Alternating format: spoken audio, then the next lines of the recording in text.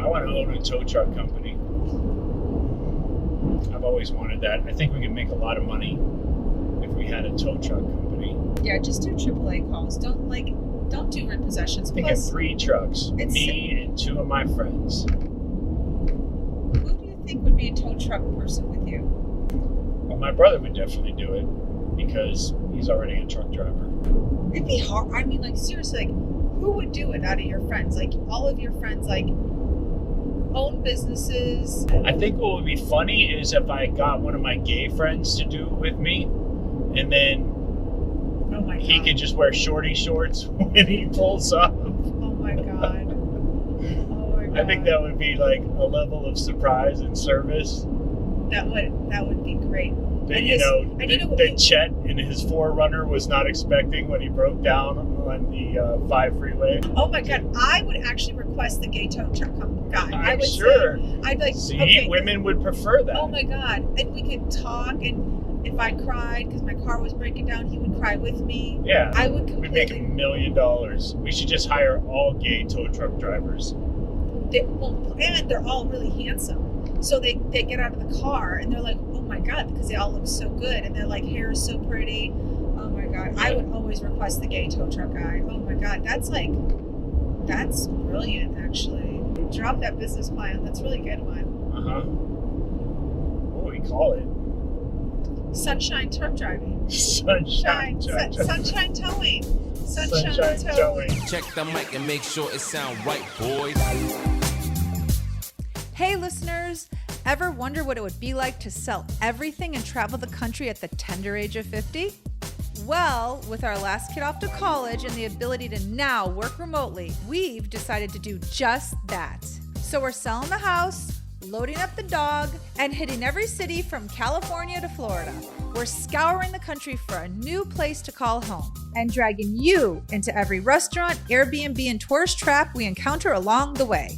This is the Skip Town All-Stars podcast.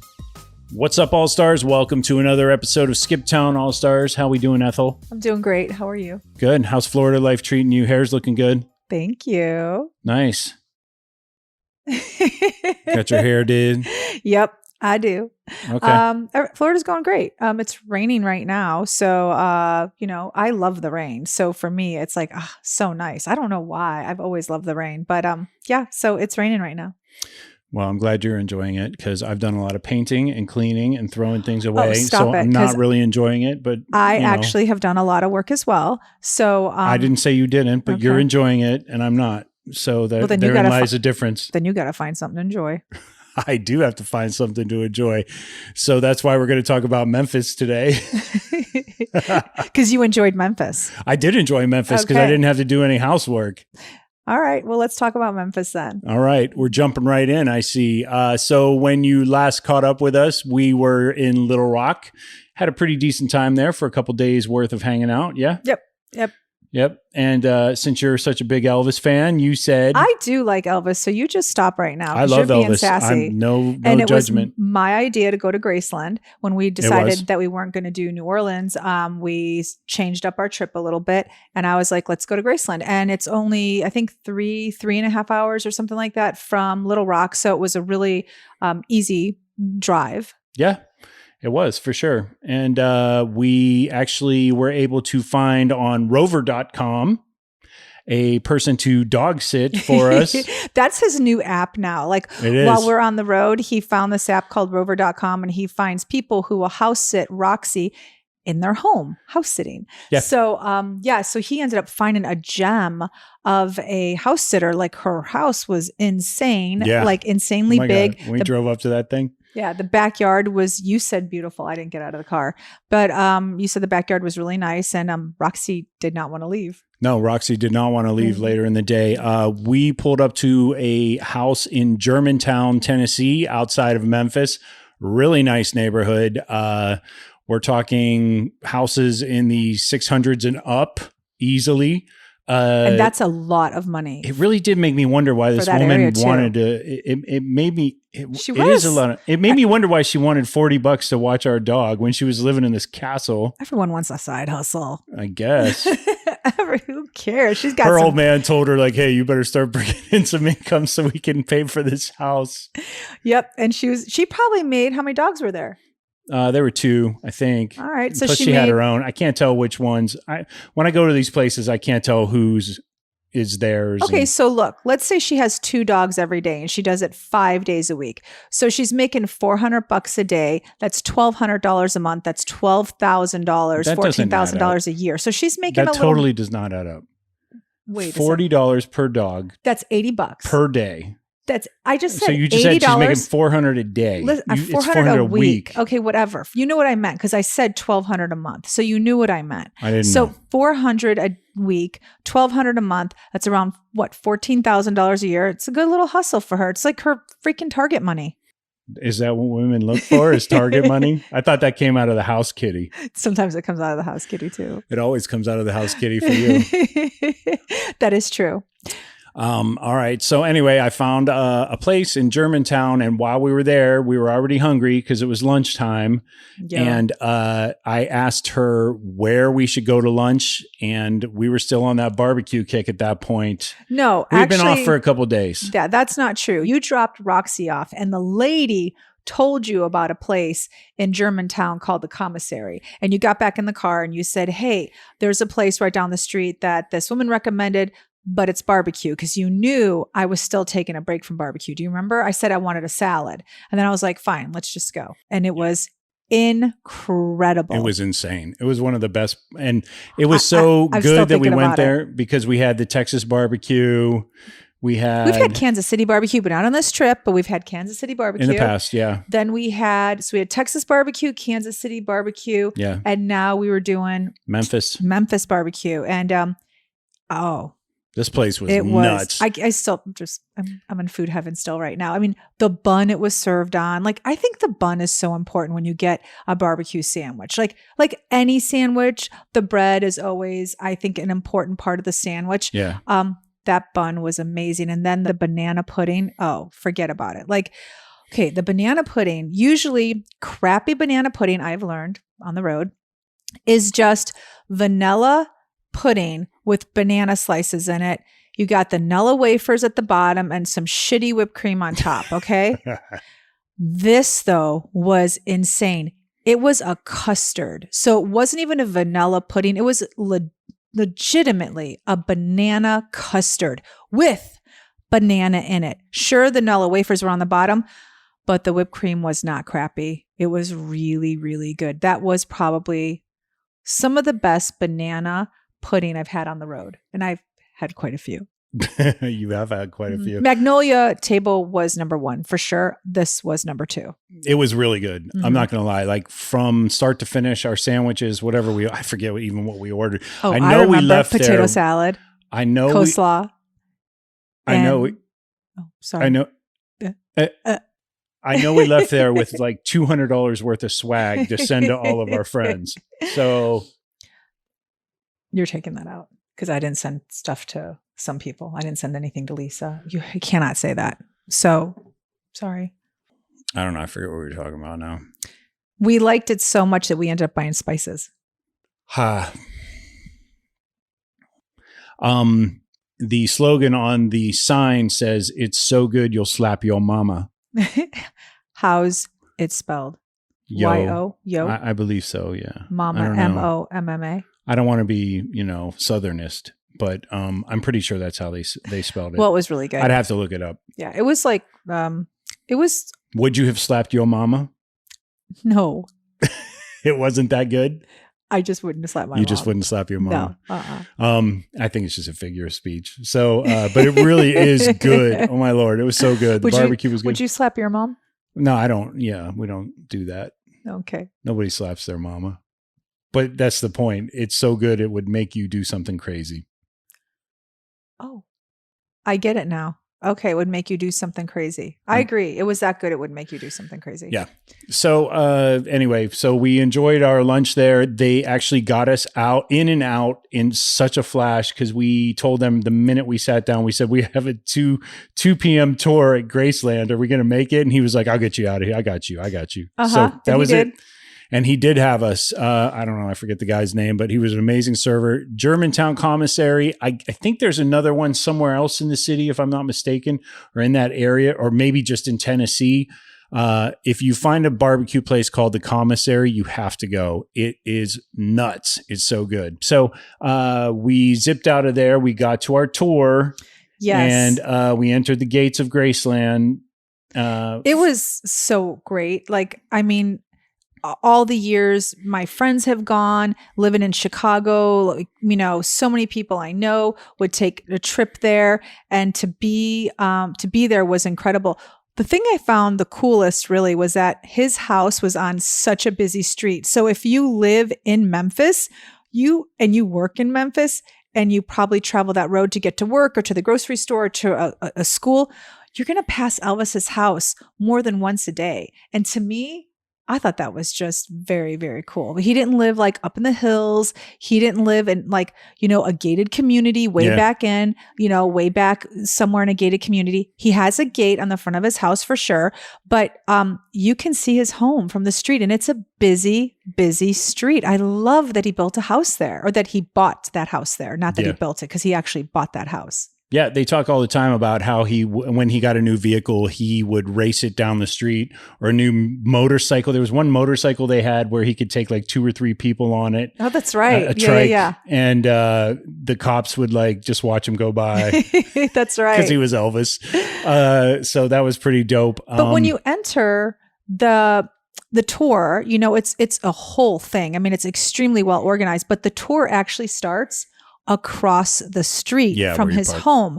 So it's kind of deceiving, because you enter the gate for your appointment for your tour, and you think you're entering the grounds of Graceland, and you're not. I mean, you think you are, because it's a huge parking lot, and the planes are there, and gosh, they have it all built up. I mean, his cars are there, everything. The whole complex is there. It's an entertainment complex now. It's like, they have concerts. People go to perform and stuff, like Nokia in LA. It's similar to that. Yeah, it was very cool. I mean, James, remember you kept thinking the house was on the property too? Yeah. And I said to you, no, the house isn't here. And you were like, where's the house? I'm like, I don't know, but I don't think it's here. But you do, when you first walk in, think the house is there. Then you get on a bus and you go across the street. Yeah. So first you sit through a little video presentation, which frankly, I feel could be a little updated. Elvis, if your people are listening, have them call me. I swear to God, I could help you out.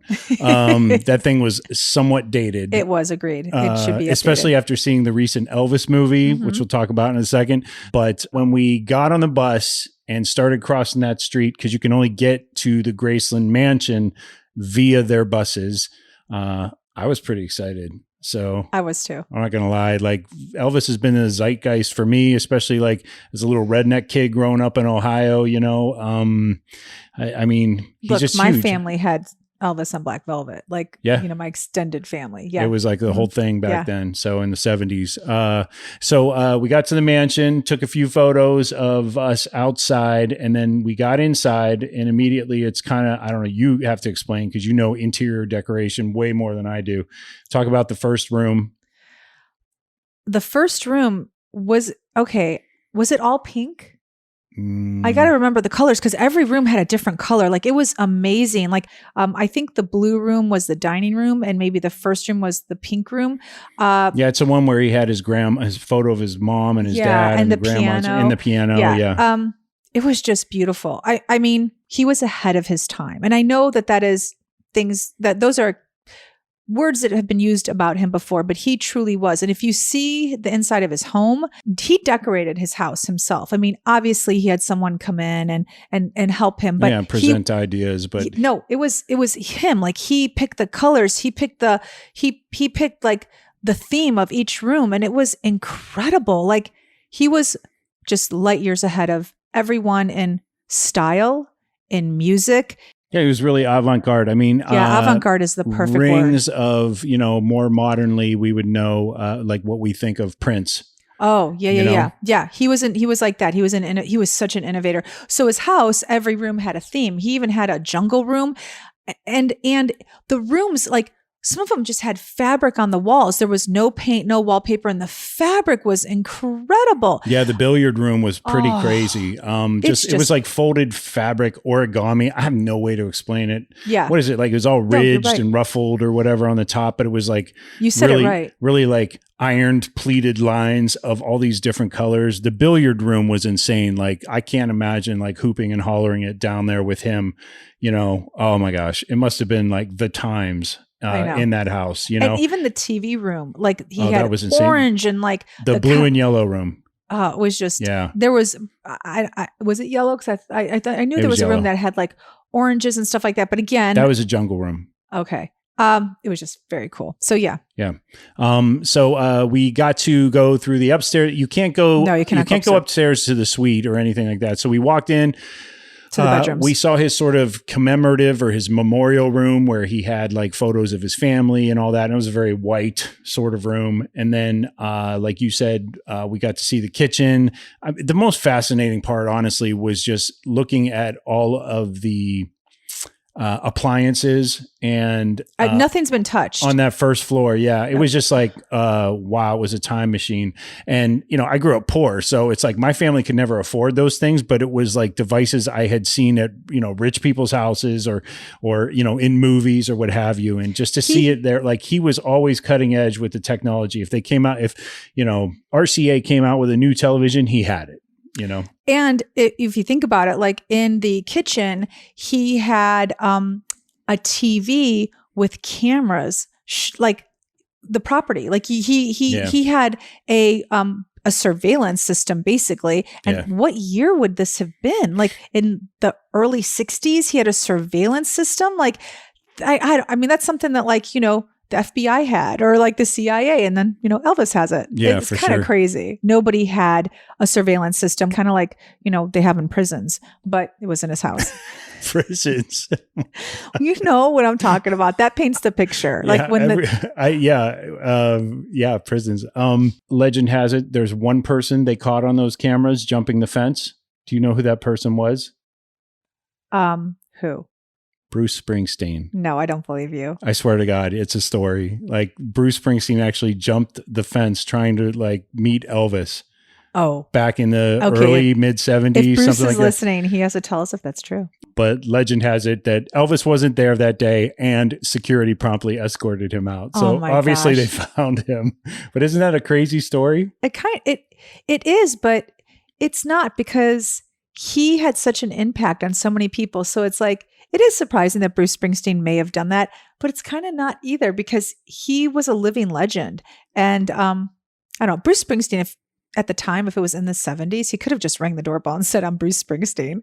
Well, he couldn't get through the gate. That was he could have rang the gate and said, "I'm Bruce Springsteen. I want to see Elvis." I don't think he was Bruce Springsteen at the time. Oh, okay. As we know him. Oh, all right. But I think, okay, but I think there were probably many people who jumped the fence. It just happened to be they didn't turn out to be as famous as Bruce Springsteen. Not all of them ended up being Bruce Springsteen. I think you're right. Yeah. And so then you go upstairs and you see the jungle room. It's got like fake plastic plants, and it's very, the carpet's green. And right? Yeah, the carpet was green. And then there was like tiki furniture or whatever. And like the print in the jungle room looked like a jungle. It was green and like animal prints. And it was just, it was really, really just it was a feast for the eyes. Really, that's what it was. It was a feast for the eyes. And so I read up on the jungle room just because, you know, there was a song, I think his name was Mark Cohen or something like that. He wrote a song called Walking in Memphis, and he talks about Pretty Little Thing Waiting for the King down in the jungle room and all that. Mm-hmm. Anyway, so it was, you know, the jungle room is just so like the thing to see when you're at Graceland. Everybody wants to see it. So in my travels on the interweb, I came across this story, and I didn't realize that his last album, his record label actually allowed him, like they wanted him to produce another album. And it was at a time where we all sort of know how it ends for Elvis, right? I'm not spoiling anything, where his drug abuse had taken over and his alcoholism and everything. And he just wasn't in a good place, but they wanted another album for him. So they actually allowed him to set a studio up in the jungle room. So his last album was actually recorded in that room. Oh, wow. Yeah. So then after that, we went out to the back. They show you sort of where the garage and his office. He had these huge metal desks back there, more TVs. He loved television. He had a racquetball court. Do you remember that? He did have a racquetball court. Yeah. And then, walking from one sort of small building to the other on the complex, you could just see this. He loved horses. So he had all these horses there.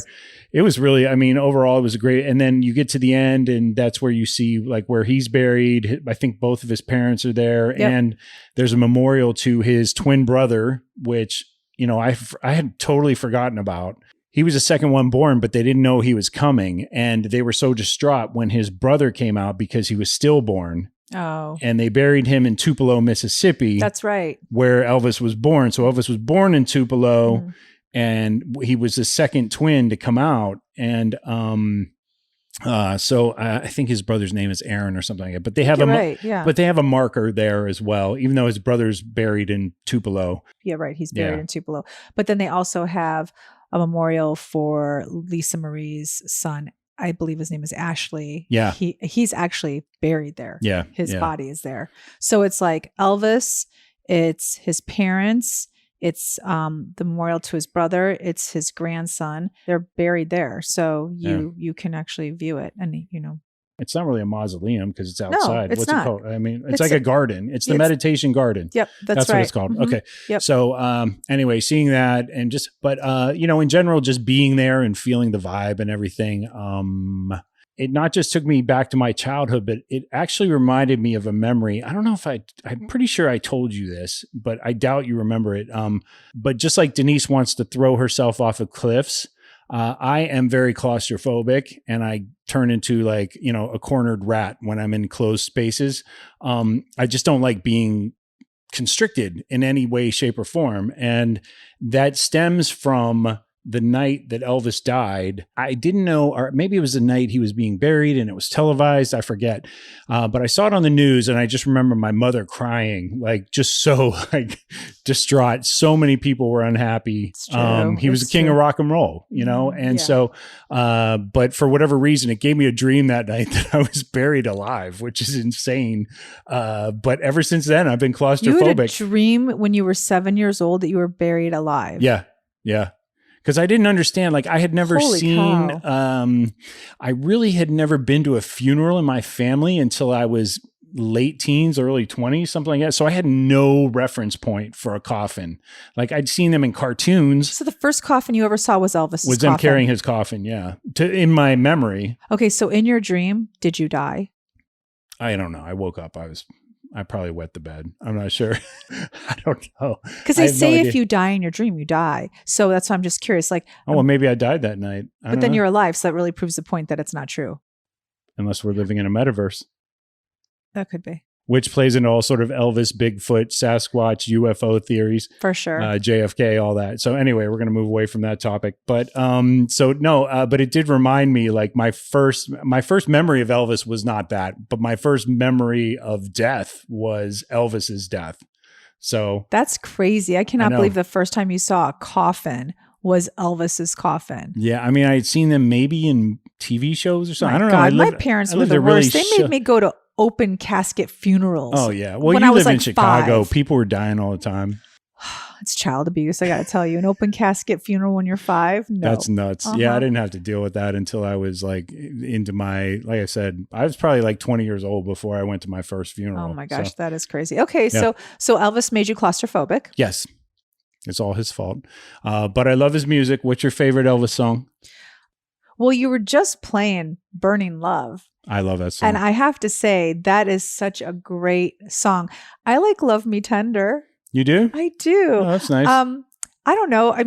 Jailhouse Rock is great. I'm a sucker for all of his hits. Honestly, whenever, we've been at my brother's house and we're playing all kinds of music, and whenever a song of his comes up, it's it brings you back. And they are timeless in so many ways. So, I named a few. What do you like? What are your favorites? I like A Little Less Conversation. That's my favorite song. I was actually playing that earlier today as well. I love that song. I was playing it last week. I always liked the song, but going to the recent Elvis movie by Baz Luhrmann, right? Baz Luhrmann. I mean, that song is really showcased. It really is showcased. And I will say, we're not really doing movie reviews, but we don't really do restaurant reviews either. And we talk about that shit all the time on the show. So, but let me just say that movie, from a fan standpoint, or just, I mean, our girls enjoyed that movie and they knew really nothing about Elvis because, you know, if an Elvis song ever came on in our house, they're so melodic. That's the thing. The melodies behind all of his tunes are so catchy. And, you just can't help but sing the words for like the rest of the day. But it wasn't really anything we had ever introduced our kids to. We're horrible parents. It's so weird because we're both music lovers. Yeah. But like for some reason, we never introduced like the Beatles or Elvis or even Led Zeppelin. Well, you don't like the Beatles, so. I don't. It's true. But they are, again, innovators. They are I think the basis of rock and roll, really. Yeah. I mean, so for us not to expose them to it is a form of child abuse. Well, they know Led Zeppelin. I mean, I've introduced them to Led Zeppelin and like AC/DC and stuff like that. I know, but Nirvana. That's not the same but it's like all more timeline recent. as Elvis. So we're talking about music that's in Elvis's we definitely timeline. introduced them to music that we grew up on. It is true, but really we should have introduced them to the classics and we didn't. So Elvis was one of them that we never played in the house. I know. I mean, Ellie was doing drums with, you know, songs by Rage Against the Machine at 5, but she doesn't know an Elvis song. We've done her a huge disservice. Yeah. We have. Sorry. She probably would have picked them up a little faster because they're simpler tunes, but they're so good and so catchy. So no wonder he had so many hits over the years. But going back to the movie, I mean, I was just so impressed, especially I feel like maybe 2/3 of the way in, it sags a little, and it sags because everybody knows how it ends, right? Yes. Which is, you know, unfortunate. I didn't know that he had never traveled the world. I didn't know he had never left the United States soil. I didn't know that. So. I always wondered as a young person why he did Vegas, because extended family were huge fans of Elvis.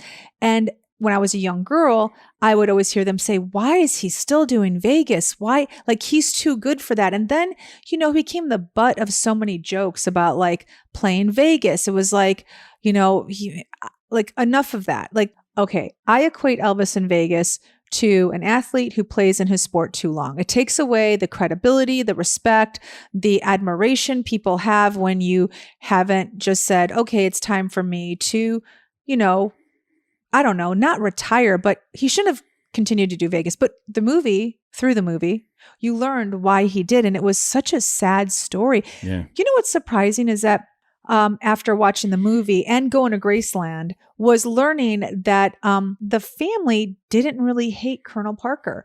I guess at Elvis's like 10 or 20 year anniversary, there was a speech given by Lisa Marie, and she like had kind things to say about the Colonel. And I don't know, to me, that was just shocking, because from what you learned in the movie was that he really did enslave Elvis, and he was going to sue him or you know, for $1 million. And back then $1 million is like $20 million right now.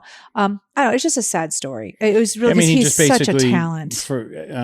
He used him. For simplification, he basically caught Elvis in a contractual loophole that prevented Elvis from traveling without also compensating, I think it was Colonel Parker and the record label, and I don't know. There was all kinds of something things. crazy. Like he would owe all this money. No, what it was is you actually have that wrong. So what it was that Colonel Parker submitted a bill to Elvis for all the years that he had worked for him and felt like he wasn't properly compensated. So for Elvis to leave him as a manager, he would have owed him $1 million. And then to get out of his contract, you know, with Vegas, I think he would have had to pay Colonel Parker's gambling debt. I mean, it was just an astronomical amount. There was something, that's right. He didn't necessarily want to get rid of Colonel Parker, but he did. Are you kidding? Colonel Parker wasn't allowed to travel overseas because of some extradition law. But he tried to get rid of Colonel Parker, and when he did, that's when Colonel Parker, remember they got in the car and they were about to leave Vegas, and then Colonel Parker gave him $1 million like tab and said, okay, here you go. Yeah, totally. See you in court. Anyway, that was the back half of the movie. And that's not the part of Elvis that anybody really wants to remember. It's just to be sad, honest. though. It was sad, but I swear to God, the first 45 minutes of the movie is the best music video you will ever see in your life. I love the way that they cut back and forth from Elvis performing all the way back to like Tupelo, Mississippi, where he was starting out, and Little Richard was there, and all these other characters along the way that were real people. And that influenced him and his music. Yeah, totally. And then they intercut modern music with the movie, rap music. It was really cool. Yeah. But back to Graceland. To Graceland. So, was it everything you thought it was going to be? It was better. I think it's easy when the person who is the driving force behind all the finances in a family suddenly expires. I think it's easy for the estate to fall into disrepair. I have a tremendous amount of respect for what they did to preserve not just his music or his catalog, but also like his legacy and the house itself. Like from, every square inch of it, it was like, wow, it was better. Yeah, totally. I mean, I just found out so many other cool things that I didn't know. I actually knew a lot about his life because I'd always been, I'm into pop culture. So even as a teenager, I would read stuff about, him and the divorce and, Lisa Marie. And I always kind of like would read about her too when she came up, like her many marriages and this and that. So watching the movie didn't probably fill in as many blanks for me as it did you, because I knew a lot about him, but being at the home, it really was incredible. It was just, I'll always remember it. Like people who have said to me, oh, it's an amazing tour. I get it now. I get why they loved it. All the people that he actually interacted with when he was young that are like actual names. I know that's crazy. Like I didn't know that, until I saw the movie. I was like, okay, that I didn't know. Because most of those people he's accused of actually ripping off. You know what true. I mean? Yeah. Meanwhile, they were all performing together at some of the same venues. Yeah, so. I don't know necessarily if that's counting as ripping off so much as it's considered influencing. Yeah, it was kind of part of the movement. Yeah, when you're all playing that same style of music, yeah. I don't know if it's really truly a ripoff or just, I'm sure there were artists that were influenced by him as well during that time. There's no one like Elvis though. Like you can try. There's like literally no one that's as talented and original. No, he got arrested for playing his music. I mean, and we've known other groups that have done that over the years, obviously, or over the decades, but he actually had to go into the army to avoid, staying in trouble with the law. It's you true. know? Yeah.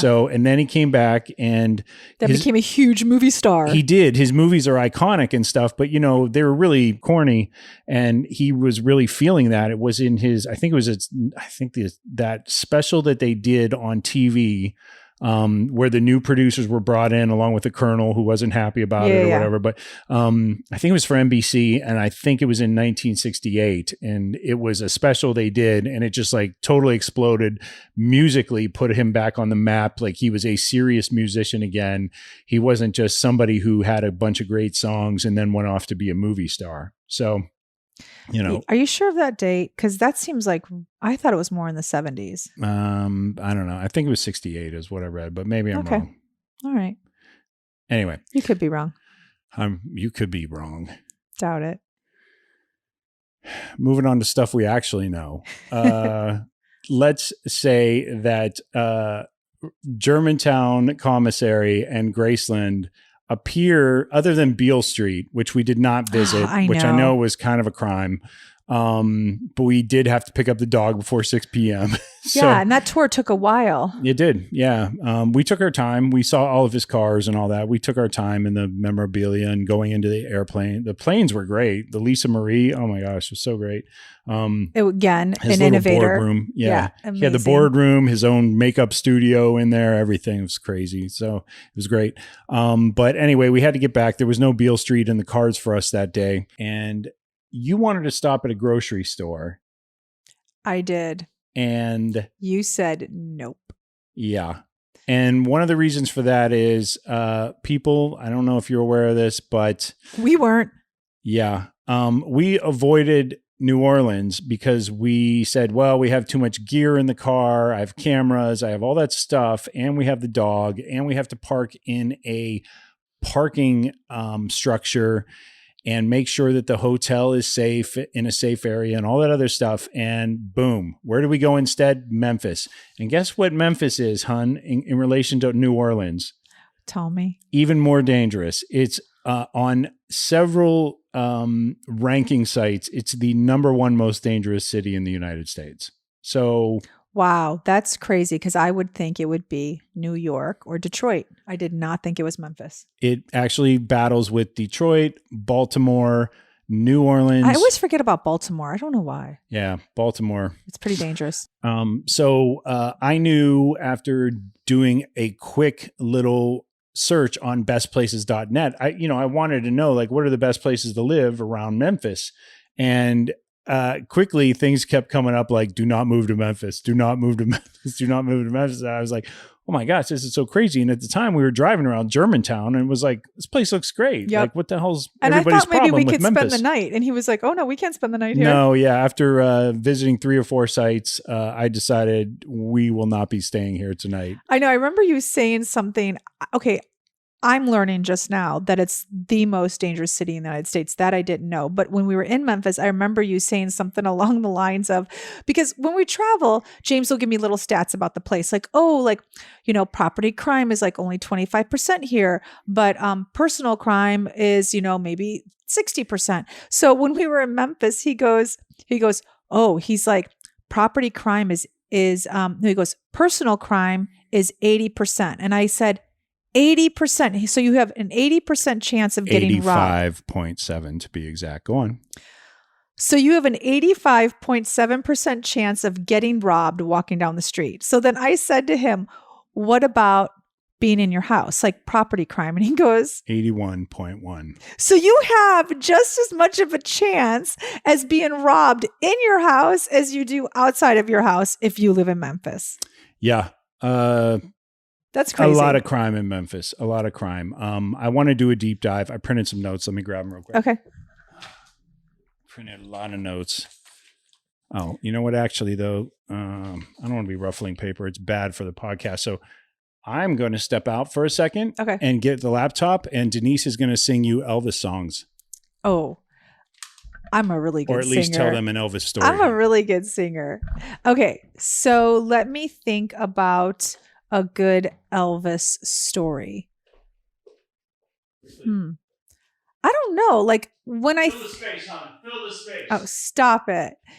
I can usually, I'm very talkative, but then when you're put on the spot, you're not quite as talkative. Okay. So Elvis, what I remember of Elvis growing up was all the crazy girls that would scream at his concerts, and like all my cousins that like would go crazy about like, how handsome he was and this and that. And, I was a young girl. So I was like, okay, didn't really put much thought into it. But then I got to tell you, when you go to Graceland and you see all the photos of him with like Priscilla and Lisa Marie and like performing on stage, my goodness, he was beautiful. And then also just watching the movie, that actor was, his resemblance was so uncanny. And it just, yeah, he literally had it all. He had talent, he had beauty, and he had brains, just like James. Nice segue. All right, I'm back. How'd you do? I think I did okay. Just okay? Yeah, just okay. All of it, so. Hang on. Okay. Why is the laptop better and not just the papers? Because you can hear all the papers rustling. I'm trying to give our listeners the best podcast experience, hon.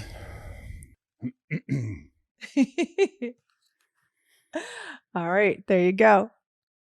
You're looking great. My goodness. Okay, let's jump into some factoids, people, about Memphis. First off, on several different sites across the internet, Memphis is usually appearing in the top 5 in terms of worst crime in the country, which is really sad because I would never have thought that. I just wouldn't have. I mean, there's so many other cities that I think are like Laredo, Texas. How does it beat Laredo, Texas? Well, That's I like was going crazy. to ask you, so when I was reading off some of these stats to you, as I'm futzing with this, you recall being like feeling not particularly safe in Los Angeles before we left. It's true. So I have talked about that with James quite a bit, that like I never shared with him the last year that we were there, how unsafe I felt. Like every time I got in my car, I just thought like, oh, I hope like there's not a stray bullet that comes through. Every time my kids got in the car, I was like, oh, I hope they don't get rear-ended and then someone pulls a gun out on them. Just things you think about when you live in a city and it's a big one and there's plenty of crime. So that's what went through my mind every single day I left my house. It was And Los awesome. Angeles did not appear in the top 10 on any of those. Okay. That is unbelievable. When he told me that Los Angeles was number 34 on the list of violent crime. Yeah. How is those were I couldn't even imagine living in Memphis then. But basically, when you walk out the door in Memphis, you could easily get robbed with those numbers. Yeah. So, all right, everybody, buckle in. I'm about to drop some wisdom on your ass. Bestplaces.net nationwide average for crime, violent crime, is 22.7. In Memphis, it's 85.7, as we said earlier. Second only, I believe, to Detroit, which is 94. So Detroit is leading in violent crime. There are several different sources they measure different things, and I'll get into all that. But continue. Just straight up, Memphis is usually top 3 on all of these lists. So I bet the average is it ends up being the worst. Yeah. And in fact, the one I'm going to read to you in a minute says it is. Okay, then. So property crime, national average is 35.4%. So obviously property gets damaged or stolen or whatever, way more than humans do. In Memphis, it's 81.1. So you're at a huge risk of losing your stuff or getting your stuff damaged or being robbed or what have you. Your car broken into, your house broken into. It's almost your backpack stolen off of your body. 3 or 4 times. Yeah. Holy cow. We weren't entirely reading the 85.7 factor correctly. You basically have a 1 in 41 chance of violent crime per neighborhoodscout.com in Memphis. So one out of every 40 people, but it's still like way up there in terms of other cities. Memphis is also ranked in the second highest homicide rate than any U.S. metro area. In 2019, there were 237 homicides reported. The number climbed to 327 in 2020. Mind you, this is during the pandemic. So I was literally just going to say, wait. LA, New York, all those cities dropped during the pandemic, whereas Memphis went up? Yes. I wonder why. That's weird. Okay. NeighborhoodScout.com has Memphis as number 2 worst behind Monroe, Louisiana, which I had never even heard of before. Wow. As does InsuranceBusinessMag.com. So they have Monroe as number 1 and Memphis as number 2? Yes, on those Holy two cow. sites. Okay. I didn't know much. And on a lot of these lists, we were correct probably to still leave to skip Louisiana for the moment, because Shreveport, Monroe, New Orleans, all these cities pop up. Like there are some lists that have 4 places in Louisiana in the top 10. Holy cow. Yeah, pretty scary. So according to a Fox 13, this is the local channel in Memphis, news report from July 15th of this year, over 3,000 cars had already been stolen in Memphis. Oh, wow. That's a lot of cars. Holy cow. Yeah. Surprisingly, for as little as we felt unsafe in Little Rock, it actually makes an appearance in the top 10 of several lists that I would never have thought that, because I felt pretty safe when I was in Little Rock. Didn't you? Yeah, we were walking around at night in the middle of downtown. It was like totally like, I mean, we're on the main strip. Unless we're just like stupid. Yeah, we could be stupid. But I had felt that way in New Orleans like 20 years ago. I quickly recognized I had walked down the wrong street in New Orleans. And I didn't have that feeling at all the whole time we were in Little Rock. No, so I didn't either. So I feel like I need to defend Little Rock a little bit there. You know what's so sad about all of this is that Tennessee is such a beautiful state. Yeah. Louisiana is such a beautiful state. So those numbers really do it such a disservice. You know, people aren't going to want to visit certain areas of those states. Like we left Memphis so quickly. But what are you going to do?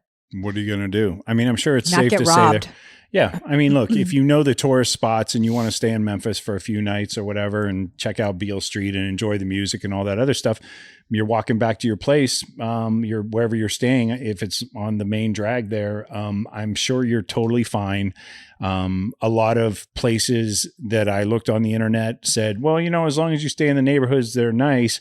But then, you know, on Reddit, they were like, yeah, no, don't listen to that. Like, seriously, watch out. So, but I did find, you know, as I was doing a deep dive on Memphis, I don't want to just pick on Memphis. There are cities that you and I would never suspect are starting to creep up on some of these ranking lists. Really? That you would never, ever think of. Okay, so tell me. Terre Haute, Indiana? Yeah. Get out of here. South Bend, Indiana. South That's Bend. where I know. That's where Notre Dame is, right? Notre Dame is in South Bend. I'm thinking Purdue. Wow. Okay. God, so many people from Chicago moved to South Bend. That's so weird. Yeah. Well, that maybe explains it. That could very well explain it. Anyway, speaking of Illinois, Rockford, Illinois is actually making an appearance on several top 10 lists now. You know what though? That's not that like if you live in Chicago, I don't even know where that is in relation to Chicago. Nobody really goes to Rockford. So yeah, I guess it kind of like, all right. But I'm not, okay, that's not like huge surprise. Terre Haute is. I don't know what the heck's going on in Terre Haute. It's got to be a meth issue or something. You know what? Opioids. Yep, there you go. It's got to be a drug issue. I mean, when you're sure. talking about those may have come, I just jotted them down as quick notes. Those may have come from like property crime lists that I was looking at. Crime is crime. Those two, yeah. But those two are certainly not making like top 10 violent crime lists. Oh, okay. Yeah. Well, you're right. Okay. Crime isn't crime. You're right. Yeah. I'd rather have my house broken into than being murdered. Yeah. I think most people would agree with you. Thanks. Rockford, Illinois makes the appearance, but I guess not obviously, but evidently it has a huge gangs and guns problem. Rockford? Yeah. Doesn't seem. I like know nothing about it. Okay, it look, sounds to me I'm like sorry, a Youngstown, Ohio type gangs thing. and guns. Like you're hard if you're living in Rockford. Like I don't even know where. know. It's like paint the picture. South what is side Rockford? of Chicago is hard. Like Rockford. Like how much of a badass are you if you're in a gang in Rockford, Illinois? But nobody has any point of reference unless you know where Rockford is. I don't know what they're talking about. What do you know about Rockford? All I remember Rockford, it's kind of industrial. Like that's all I really know about it. So it's an old industrial town that just didn't last, didn't make the turn. Like Erie, it's Pennsylvania, like or Youngstown, Ohio. Like it's nothing. It's like look, I am from Chicago, so no one really even gives Rockford a second glance. It's like, okay, whatever. Rockford, I think I should know this. Where do the gangs hide if there's nothing there? Well, obviously they're in Rockford. Do they now. have buildings there? I know. Is it farm country? I have no idea what Rockford's like. It's a city. It's not farm country. As far as I mean, as what I remember of it, it's more industrial. So my guess is it's more like a Youngstown and Youngstown, Ohio. And no, I mean, there might be some farm area. I don't know. Like it's been so long since someone mentioned Rockford to me and I'm like 53 now. I have no idea. Obviously it's a problem. Anyway, those are some I can tell you what Rockford was when I was a kid, but it's not that place now. Okay. Well, it makes an appearance on several lists. That's crazy. Yeah. Oh man, people are going hard in Rockford. Okay. They are for sure. Safewise.com has, this is their top 10 list. Memphis, Tennessee, Anchorage, Alaska. What appears the on heck so is many going lists. on in Anchorage? Yeah. Are you kidding me? There's like 10 people that live there. Well, it's actually more than that. I think it's like 600,000 or something. Maybe I'm wrong. What are they so angry about? No, Well, seriously. Like I don't know what they're Anchorage, Alaska? Like why is there so much crime there? Is it drugs? Like it's got to be because like drugs always leads to crime. And Anchorage, no one ever heard of Anchorage. Like what? You knew 730,000 people. Okay, more than 10. So it's actually more than a lot of cities. I can't believe they have a crime issue. Yep. I bet if you looked up like their drug problem, it'd probably be quite high. Let's see. Crime in Anchorage. Okay, here we go. But they have a meth problem. I bet you they do. Anchorage violent crime is 50.9. Again, reminding everyone, the U.S. average is 22.7. Anchorage property crime is 61.8. The U.S. average is 35. So pretty high for a place in Alaska. Really high. Anyway, moving on from Anchorage, Alaska, Albuquerque, New Mexico. That we knew. We already knew that. We've already, Lubbock, Texas. You know what? Jimmy told me Lubbock was like not a good place. He just told me lately, like when I was on the phone with him, he was like, "Oh, you don't want to go to Lubbock. It's our friend Jimmy." For all you listeners out there who have no idea who Jimmy is, they know Jimmy now. They do. Little Rock, Shreveport, Bakersfield, California. Oh yeah, I would agree with Bakersfield. That's like total like meth cradle. Salt Lake City, Utah. Yeah, one of my top 5 favorite places to visit. Tell me right now what it is. Is it property crime? It's number 8. I don't know. I don't have it on this particular one. I forget. I want to know what that is. Here's how they did it. Well, let me finish the other 2. Springfield, Missouri, and Corpus Christi, Texas, where our oldest daughter lives. Sweet little daughter. Yeah. We have her in a high crime area. So what you're telling me is you got this from a website that's listing the cities that have the highest crime in general. Different rankings measure different things. Like when we get to Forbes, they measure the cost of crime. Oh, how much money it costs each city to deal with crime. So this particular one, which again is from safewise.com, when looking at crime rates and trends across the most populated areas of the U.S., we decided it made more sense to compare metropolitan statistical areas, MSAs. That means Dallas. MSAs include major anchor cities. So think Dallas plus Fort Worth. So they put those 2 together? Yes, for the sake of argument, because it's all the same area. So then SafeSmartLiving.com has one based on FBI database reports. So top 10 cities on that site with the highest burglary rates. Number 1, Bakersfield, California. Number 2, Vallejo, California. Lubbock, Texas. Memphis, Tennessee is number 4. Tulsa, Oklahoma. Oklahoma City, Oklahoma. Oh, that's crazy because we liked it there. We did. Lafayette, Louisiana.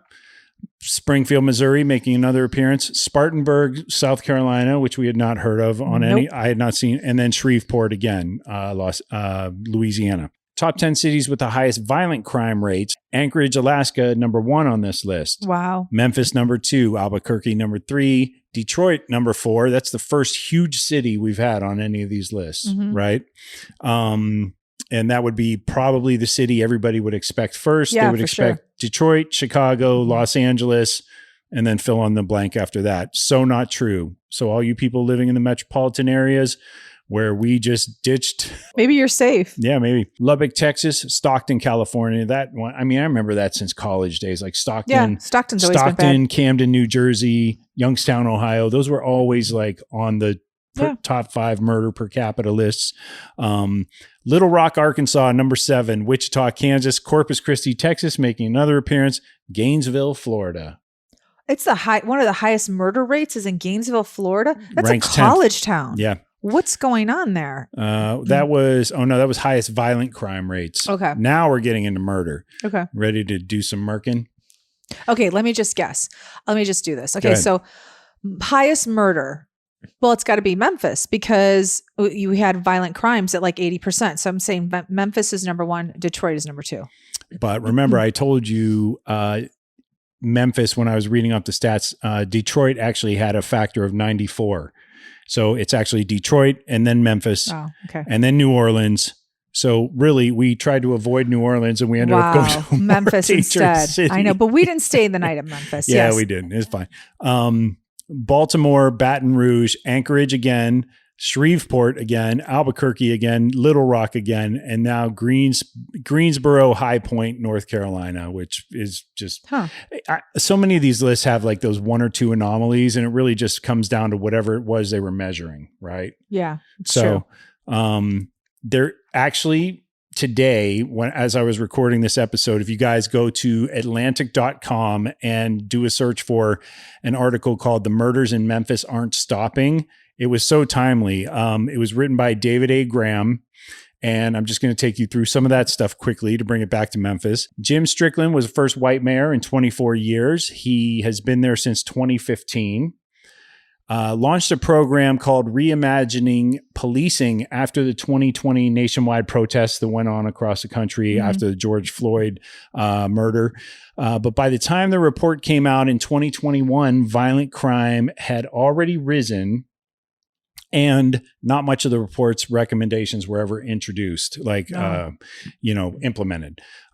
This mirrors actually what happened in San Francisco somewhat. The famously liberal city, this was just recently in the news, and there was a recall election for their city DA, whose name was Chesa Boudin.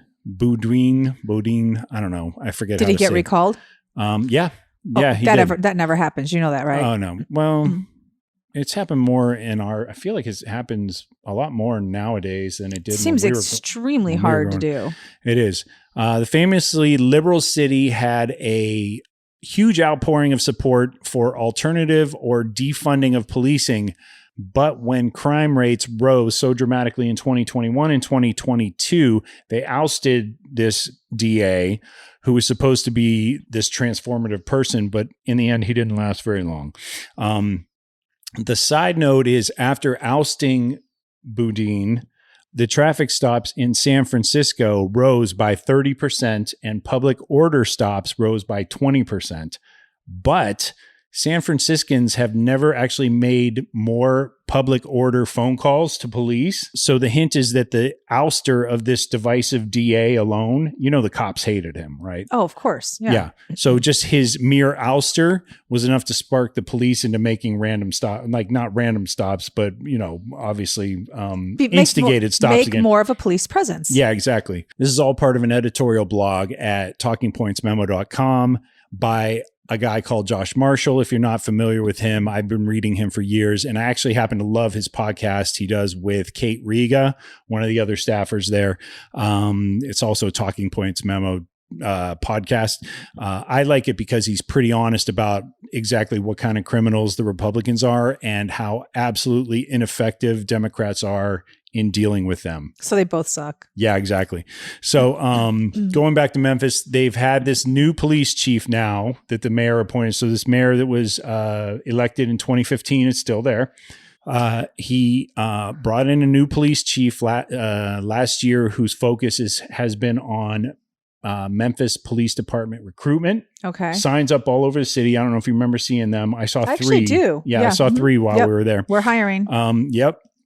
And in a poll from 2020, despite all the talk about defunding police and all that other stuff that especially right-wing media has used as a boogeyman into not electing Democratic officials, 8 in 10 Memphians overwhelmingly agreed in a poll with this strategy to hire more police officers. Okay. So we'll see what happens there, because right now Memphis spends $276 million on policing. And it's among the highest rates for a city of its size. So They have all that crime and they're number one despite all that money. So that's crazy. That kind of stinks of corruption a little bit, but I don't know. And not just that. I mean, then you can go into there's so much poverty there. So yeah, there is. You can have a police force that's, 500 million. Crime is caused by so many factors that, unless people are making money and food is being put on the table, no one's scared to steal if they're hungry. It doesn't matter how many cops you have out there. That's obviously some of the problems, poverty and the drugs. Yeah.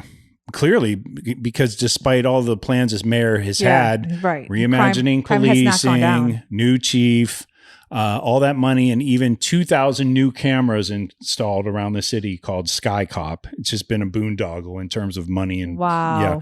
Yeah. Violent crime has actually risen almost every year while this mayor has been in office. Since 2015. Cow. Why is he still in office then? He's not putting a plan in place for people. Like, he's putting a plan in place for military, and it's a military city, military zone. What you're saying, there's cameras, there's more cops, there's a different police chief, but the people need help. Well, I mean, the mayor is not whatever. I mean, I don't No, live let's there. bring it back I don't to live there, let's bring it so- back to Garcetti in Los Angeles, because that's what we're like. That's a machine that we're a little more familiar but with. he took money away from the police department. He did the complete opposite. He didn't do Well, the city anything. council, the city council did. They tried to do that. Yes, yeah. but he was fine with it.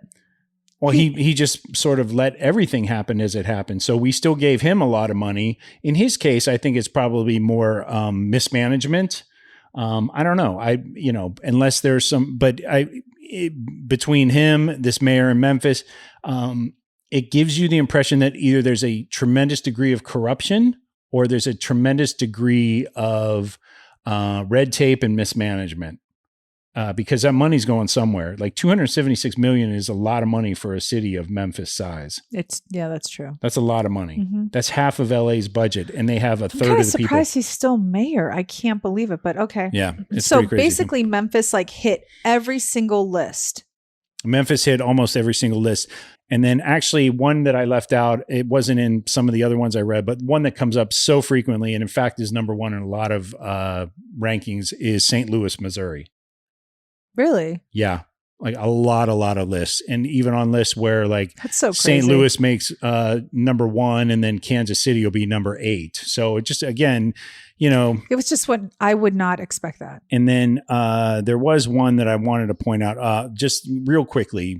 I know we've gone down a rabbit hole with this, but Forbes cost of crime ranking, Salt Lake City jumped 26% last year, Chicago 29%. Okay. New Orleans 40 and Seattle 42. So basically it means that the crime, when someone commits a crime in these cities, it financially costs more than all the other cities. So I wonder if it had to do with also like Seattle jumping 42%. They were really big on defunding the police also. They were.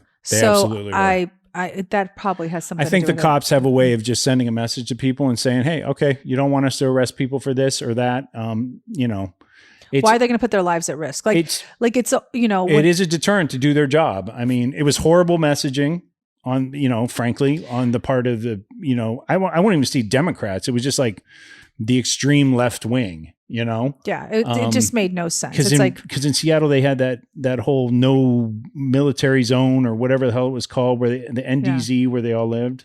I know. Here's the thing with, oh gosh, I don't really want to go down this. I don't. But like defunding the police in theory, the title's terrible, but in theory, you understood what it meant. It was like, okay, less police force for, people with mental illness and more like counselors or mental illness experts on the ground, because the truth is police officers aren't equipped to handle someone with mental illness anyway, and it should not be their job. That's not what they went. They're not trained for that, and they shouldn't be trained for that. We need them for so many other things, and 100%. And frankly, they want to do their actual job instead of babysitting people who haven't been babysitted by the appropriate family members, institutions, Correct. Whatever. So the thought of defund the police was more of, let's put proper professionals on the ground instead of having police officers do this. But so it sounds great in theory, right? Like, okay, if you have like mental health experts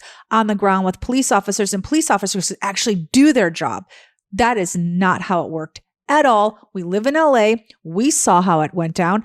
People in Seattle, 42% now increase in violent crime. Cost of crime. Cost of how much it increased, 42% of how much it costs the city with the increase in crime. So it clearly didn't work, because did the mayor not implement the proper resources? Like it fell apart somewhere, because it always is great in theory. Like in theory, you can say, oh, this is how it should work. But actually making it work is another story altogether. So in theory, great, let's let the police do their job and let's put professionals on the ground to help people who have mental illness. But that did not work at all. It completely failed. The messaging was off from the beginning. It was basically like, let's partition out some public disturbances to a department that can actually handle but there never was set up. Problem. Yeah, of course they weren't set up, and it was going to take time. But when you jump, 10 steps forward into a slogan that says defund the police, you're an idiot. I'm sorry. I'm never going to vote for that. So, I agree with you. And, thankfully. I come from a family of cops. I totally agree with you. I thought it was insane. I thought, again, the theory was great. Don't defund the police, but but add another department that can handle mental illness problems, or let's do something for people who are on drugs. Yeah. I don't know. I mean, like, police should not be dealing with that. They just shouldn't. You know what police should be dealing with? If someone breaks in my house, I want them at my house in minutes, not me on hold and them saying, oh, we'll be there in an hour because they're dealing with some homeless person. Like, they should deal with crime. That's what police are trained for. Yeah, and somebody who's just causing a public disturbance because he's mentally ill or strung out or whatever. Like, he needs other help, and I'm all for that. A shop owner who just wants the sleeping guy on his stoop to leave so he can open up for business today should not be something the police have to deal with. No, that should be somebody from like a shelter in the local area that comes and gets that person and brings them to a shelter. Like, they should be taken care of. We have in LA, there's plenty of money. There should be plenty of resources. Yeah. Now, one point of reference that I want to give you is that when we eventually make our way back to Oregon, we're going to be stopping in Eugene to talk to our friends, Jarrett and Suzanne, who have lived there a long time. They left LA. They were skip towners way before we were. They were. Before it was cool. Mm-hmm. And they did it with young kids. They did. And I was actually speaking with Jarrett, and he says they actually have a department like the one we're talking about now in Eugene, Oregon, where one or two representatives from one of these community departments will show up in certain, when the dispatch gives a certain call over. So, and they'll be the ones who actually engage with person X before the cops are called in. There may be a cop on staff, like, but like, that cop is not the one that's like overseeing like a mental health problem or mental health call. And in a town like Eugene, I don't know how many residents are there, because I know the university is there, so it's quite large, but it might be more manageable. In a city like LA, a city like San Francisco, a city like Memphis, it clearly doesn't work. Well, because they're not putting the proper parties in place, or maybe the city is too large. Well, I don't know. I mean, you can't say it doesn't work because it hasn't been implemented. So you think it's been implemented?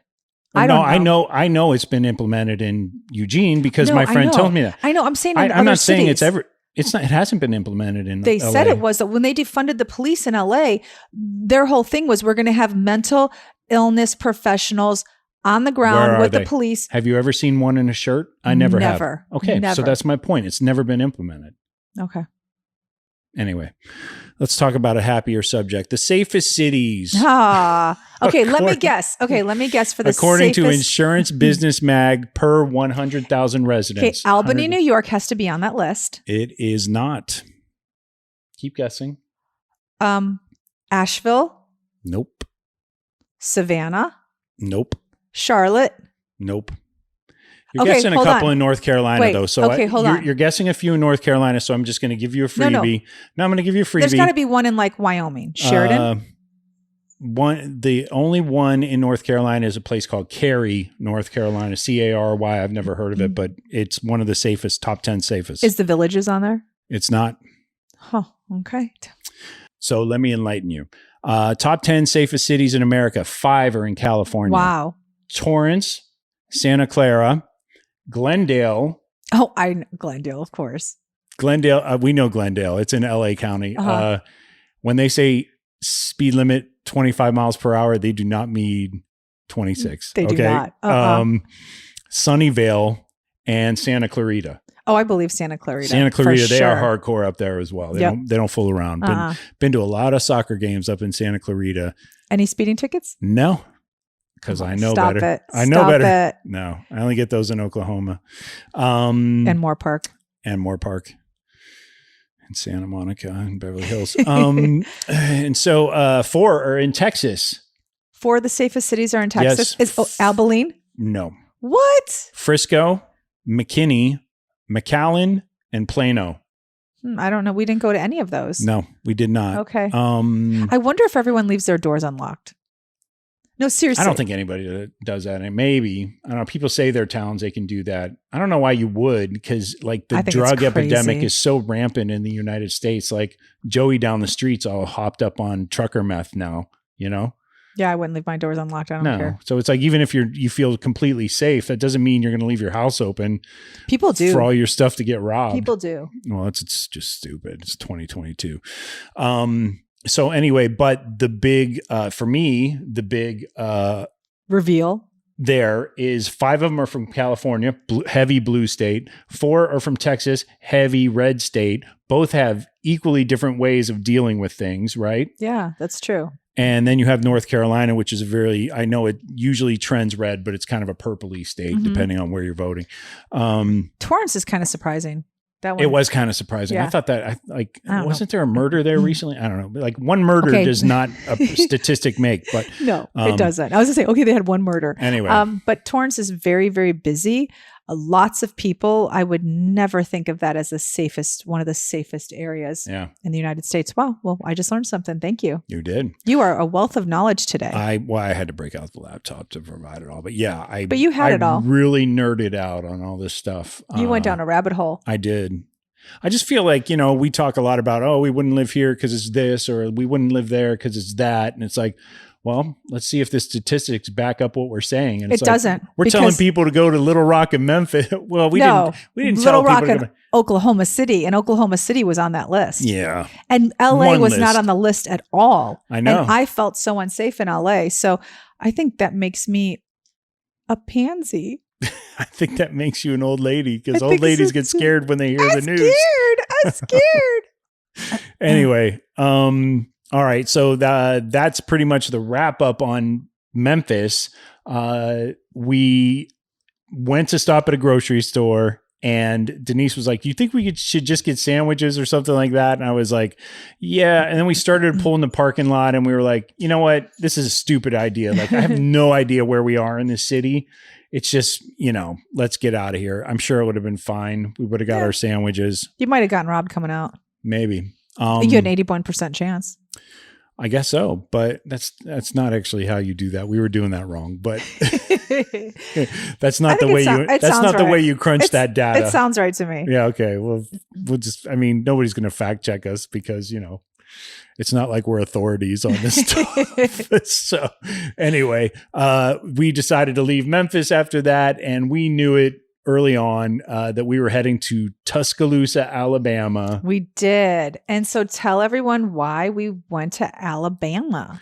Well, we decided Tuscaloosa might be a good place to hit, because I think we went to Memphis on a Wednesday. We were going to try and get a hotel on the fly on the way to, am I boring you? No, I'm so sorry. Go ahead. We were trying to get a hotel on the way to Tuscaloosa, and quickly found out that because there was a Bama game that weekend, we were getting blocked out on hotels. Yeah, we could not get a room to go to the Bama game. And so if you've been listening to our podcast, you know that James is a huge sports fan. And I know just from being with him that Alabama is a big college football community. And so I said to him, well, we have to go to Alabama, college, university, and go see a game. And University of Alabama. Yeah. Technically correct. Okay. Yeah, that's it. And so he was like, okay, but unfortunately we couldn't get a room anywhere. I did not realize that stadium holds 100,000 people. And then it wasn't until we arrived that I really understood why we couldn't get a room. So when you get to Tuscaloosa, it is in the middle of nowhere. Like you hear that, you'll say, oh, this college town is in the middle of nowhere. No, this is really in the middle of nowhere.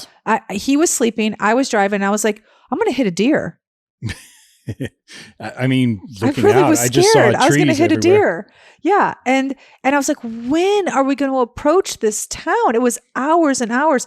And then there it is. So the entire town, I think, shuts down when there's a Bama game. It was incredible. I'll let you tell the rest. Okay. So we crashed. For Thursday, because we couldn't get a room Friday night. Well, you looked at Airbnbs, but they were all like $700 a night. Oh, easily. Mm-hmm. Yeah. Yeah. Which is just ludicrous. I'm not paying that much to stay in I still Dubai, let alone Tuscaloosa. So, But here's the thing, and we were going back and forth on it. I would have bit the bullet and stayed and paid an exorbitant, whatever amount for a hotel room. I don't know if it was so much that we couldn't get a hotel room if they were all booked, or they were like $500 a night. And he just didn't want to do it. For me though, I'm like, when are you ever going to go to a Bama game? Like that's a thing. Like it's a big college football community. When are you ever going to go? And he's never going to go. So it was dumb. We should have just stayed. I think saving $700 was actually smart. So okay. It's an experience. We part company there. It's an experience you're never going to have. I know, but I'm not an Alabama fan per se. But aren't you a college football fan? Yeah, totally. 100%. Okay, then you're not a college football fan if you left. Okay, well, it's not the mecca of college football for me. So that's the shoe in Ohio. But all right. You paid $700 for Ohio State game? I might have, yeah. Oh, okay. Then okay, fine. But it's like, I want to see Alabama. I mean, that's just ridiculous. It's gouging. So, but whatever. I mean, the people are getting it. So if they want to get it, if you want to, look, if you came down with 6 of your friends and University of Alabama is your alma mater and you could all crash in an Airbnb for $700, it's $100 for the night. So it made total sense. It made 0 sense for us on our little road trip. I just figured that you were a big football fan, so you should enjoy it, but you didn't want to. What, you saying I'm less than a man because I didn't want to go see Alabama? No, I'm saying football fan. You're really I said sticking football to it. Fan. That's all. I was just shocked that you didn't want to do it. So you would have paid $700 for XYZ that you wanted, like that you thought you should see. You wouldn't have done it. You're being a little bit of a hypocrite here. I got to think about it. Never done it. Honestly, because you would have said, I won't do that just out of principle. Maybe. You totally would have. I don't know. What are you talking about? Like there are things that like I really would, for the experience that I'm never going to have again. Maybe like, you're never going to go to Alabama. You're never going to drive to Tuscaloosa in the middle of the night or day and drive hours and hours in the middle of nowhere. I know, but like the game that weekend, they were playing like Sister Mary Butter's School for the Blind or something like that. And it's like, why am I going to pay like $3,000 to take you to this game? Oh yeah, no. That's ridiculous for sure. But I thought maybe if it was like $1,000 for tickets and the room, then if it was like a we national should do it. championship game or the playoffs or the Super Bowl or something, yeah, I'm blowing that money. There's no question. Okay. But I'm not just doing it on like a random Saturday. Yeah, but you know that you're never going to go and see them. It's going to be like the Baylor game all over again. So how do you know I'm never going to go? Maybe I'll go. Like we're going to visit we're visiting the whole eastern side of the country. Like we're starting to do a run. It's like, you never know. Like you don't know where we're going to end up living. I don't know. Okay. I would rather go see the Yankees at Yankee Stadium. It's like seeing the Cubs at Wrigley. You know what I'm saying? It's like, sure, yeah, I get it. I get it. I totally understand what you're saying now. I just thought like, wow, a missed opportunity. I'm not like, woohoo, Roll Tide Roll has never come out of my mouth. So why would I spend $1,500? Just because it's a famous football college. Think about what you're saying. It's a famous football college you're never going to visit. $1,500. Is it that famous? You tell me, you're the football fan. No, okay. I told you no that night. No, it wasn't that famous to me. Okay, perfect. So it's like, I don't know how more to say it. It's like, it doesn't make me any less of a football fan because I'm budget conscious. It's like, I'm not going to that stupid game, Not worth it. No. Then it was like the second game of the season. So we just went there to spend the night and look at the campus. We went there because we had to divert from New Orleans and we didn't have... Our other option was Shreveport. Oh yeah. Okay. I'm glad we didn't go Okay. there. Now does your memory like come back? Uh-huh. Okay, good. All right. So tell them about like what happened after. I wanted to leave a town with both of my kidneys. That's why we stayed in Tuscaloosa. And you did leave that Hilton with both of your kidneys. I did. And those people were very nice. They were. That was a good breakfast. But they did not come down on their rates because I checked again. So and it was a really good breakfast. Yeah. Okay. So let's talk about let's talk about Alabama football. So we woke up the next morning since I learned a lot going back in that short amount of time. Speaking of being a fan. Okay. So when you see Alabama and the trees and the rolling hills and all that stuff, it's a lot of rural environment and there are no major there are no professional sports in Alabama of note. I mean, there is not an NFL team. There's not a baseball team. There's, there's no NBA. So naturally Alabama is the thing, especially in the fall, and people get really excited about it. And you know what? They have damn good reason to be, because no matter how you want to quantify who the best coach in college football of all time has been, Alabama has both of them. So Paul Bear Bryant won the most games there. He has 6 national championships. I think he won like 360 games or something like that. And using the other metric of which coach has the most national championships, Nick Saban also has 6 national championships from the University of Alabama, except Nick Saban has another national championship he won at LSU. So depending on it doesn't matter how you look at it, football is religion in Alabama.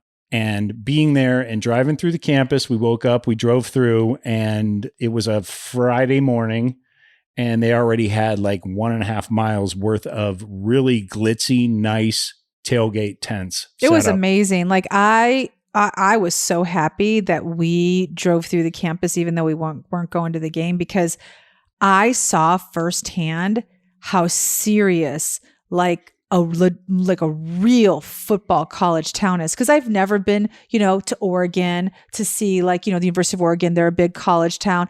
I've never been to, like Notre Dame. I mean, I'm talking like I've never been to Gainesville, Florida State, right? Like, isn't that University of Florida? Which one's really big? University of Florida. Florida State's in Tallahassee. Okay, Florida's Tallahassee. in Gainesville. Okay. So Florida State, isn't that the big college football team? Who's the big college football team? Well, there are two. Which is the one? I think Florida more recently has been a more successful program. So I personally have never been in any of those big college football towns to experience it during football season or any time. So to drive through there, holy cow, it was like out of the movies. Seriously, like, first of all, Alabama looks like it was in Legally Blonde. Like, if you've seen that movie, it's like she was walking around. It was like the campus of Alabama, which it wasn't. It was Harvard, supposedly, in the movie. But in any case, it's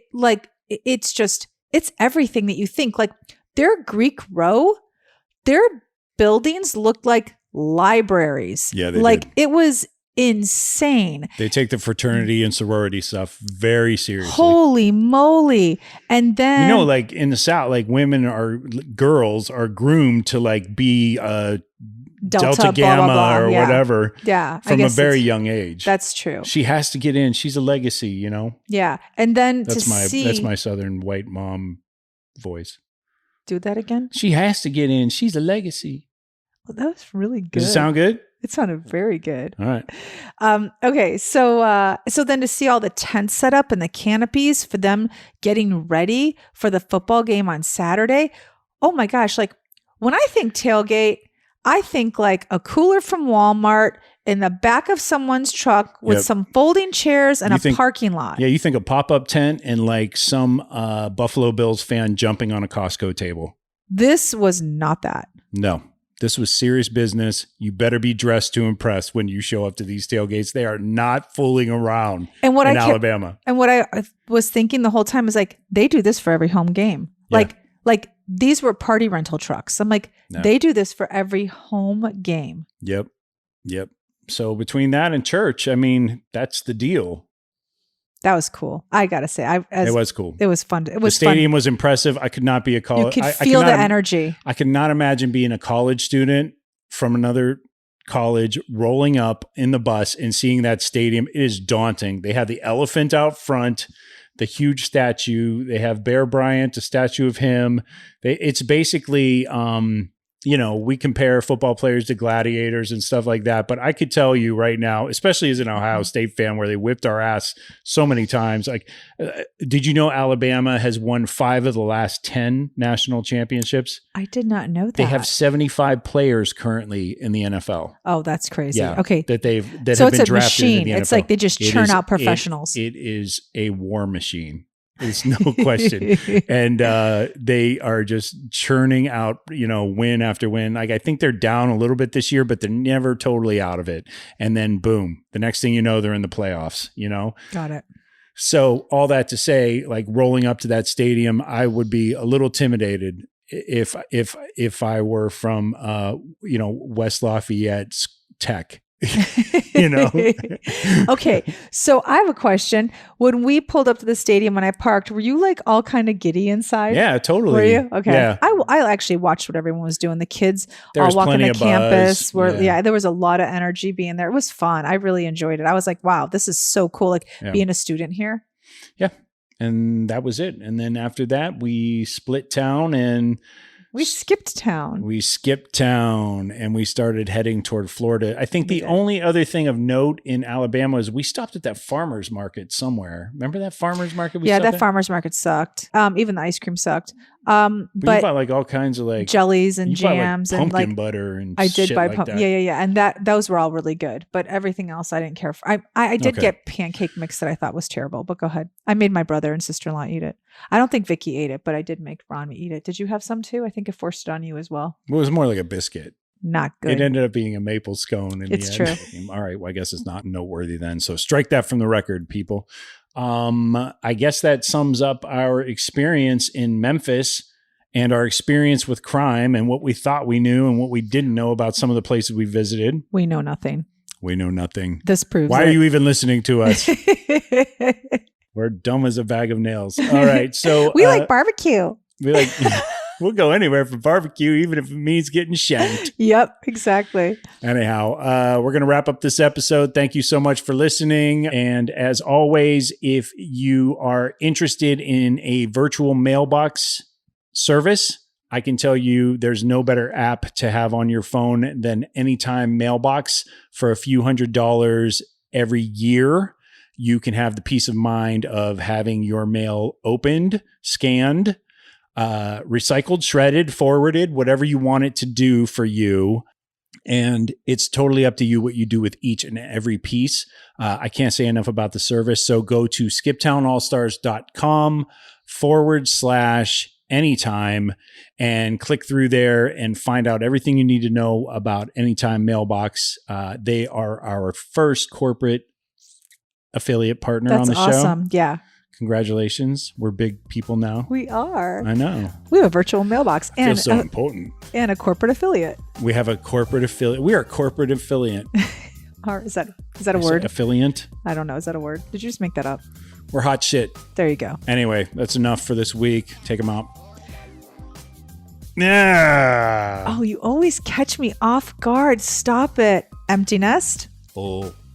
Tank. You forgot. I did not. You just caught me off guard. Later. Check the mic and make sure it sound right, boys.